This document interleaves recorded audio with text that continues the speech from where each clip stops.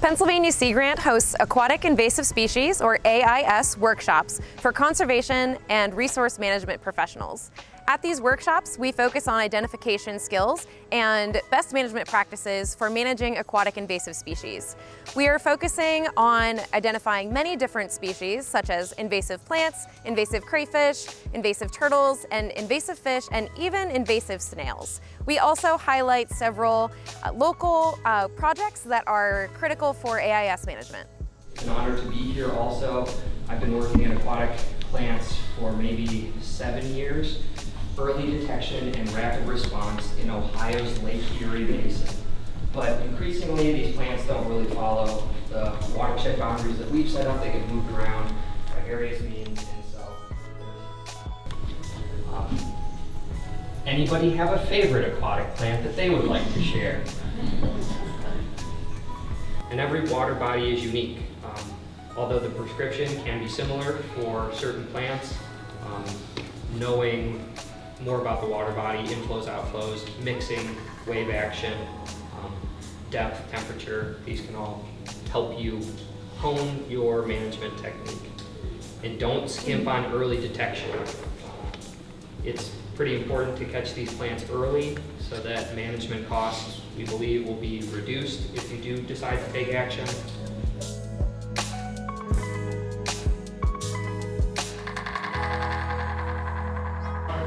Roughly defined. There's primary burrowers, and these are crayfish that live pretty much as a burrower. They build complex burrow systems in wet soil. One day I was going to do a little wading.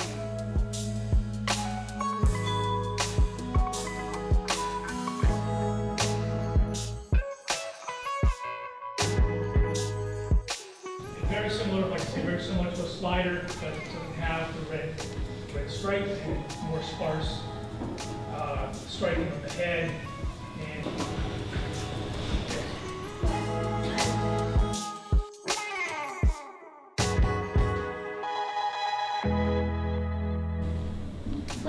little different.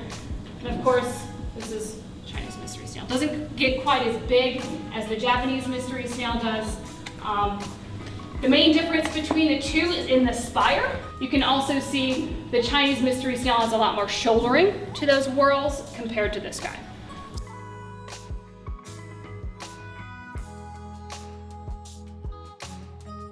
Increasing surveillance of the area and identifying specifically who is going to do that. So for this response, it was DEP, the Regional Science Consortium, and DCNR. And he set them out to, look for more of these things. He set up some hand removal of any identified specimens, and also thinking about education. So how do we get people to know we shouldn't be dumping our aquarium plants in here? So we kind of have been working with DCNR and creating some signage that could be put out at some of these types of hotspot locations, like I mentioned.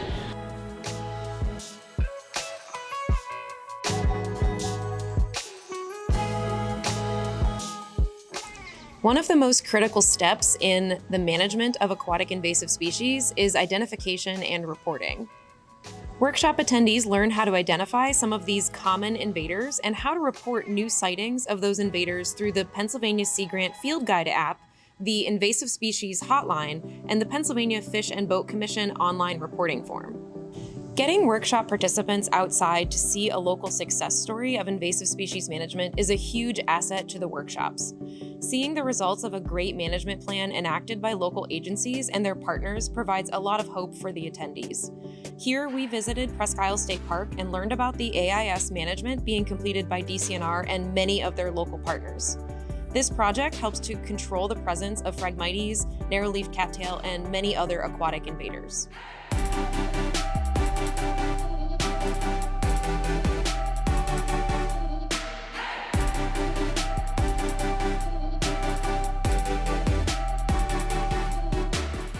We couldn't pull off these workshops without our invited guest presenters. Their willingness to share their incredible expertise and knowledge about aquatic invasive species with this specific audience of conservation and resource professionals allows us to keep spreading awareness about aquatic invasive species.